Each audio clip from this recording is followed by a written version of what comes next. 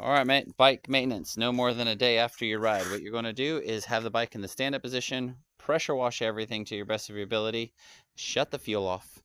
1 meter back from where the bike stands, you're going to put a bucket or something like that. Turn the handlebars, obviously, lay it down all the way onto that position, fuel off, and then you're going to take off the skid plate. Skid plate is 2 bolts in the front, boom, 1 in the underneath back section. That skid plate comes off. Fucking pressure wash everything, lift it up, and turn the handlebars the other direction, lay it down on this side, and pressure wash everything. Then you stand the bike up, soap the shit out of it, let the soap sit, and pressure wash everything thoroughly. You don't need to shoot any excessive amounts into the electrical system, and you could get a plug to put in the muffler, or just make sure that you're not shooting water into the muffler. And then you want to start the bike up when you're all done, and if you can, take a blower and blow the shit out of it in the little crannies, electrical crannies and stuff like that. Okay, that's phase 1. That is why we take off the skid plate, because you'll never be able to get to all that shit if you don't take it off. Alright, flipping over to the other side, there's heaps of stuff here that I couldn't see on the other side. Obviously, in the fender wells and all under there, so you will be able to get to. This here could come off if there's a lot of stuff in there that you can't get to, you know, that it's a little gunk in there. These are different size screws. One's longer than the other, and there's a little spacer bar thing in there. So when you take that off, just make sure you remember which screw goes into which. The bash plate cover is all the same screws. It's not going to matter. All right, she's all soaped up, completely washed.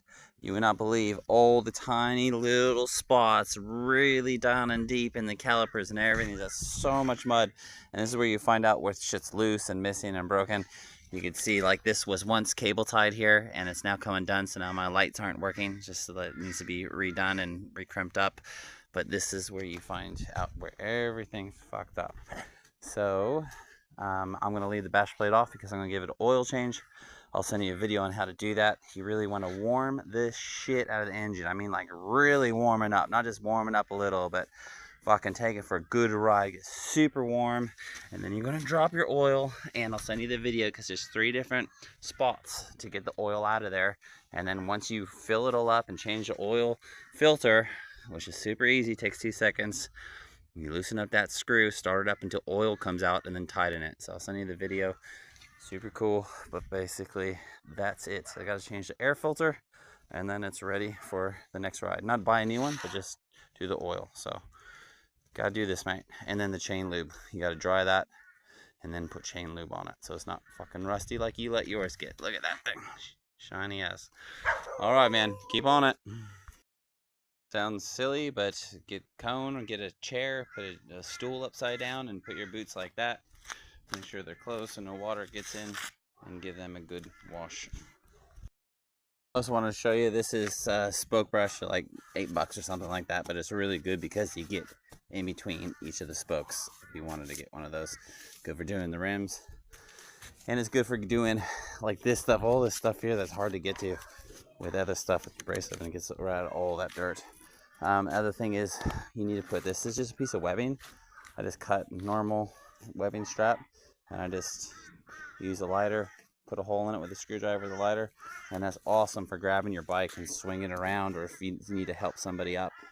That's kind of imperative, and it's free, so put one of those on. All right, all helmets just have these little tiny clips.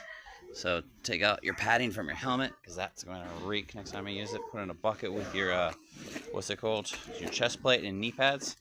And just go like that, chest plate, knee pads, helmet. You'll thank me for the next ride.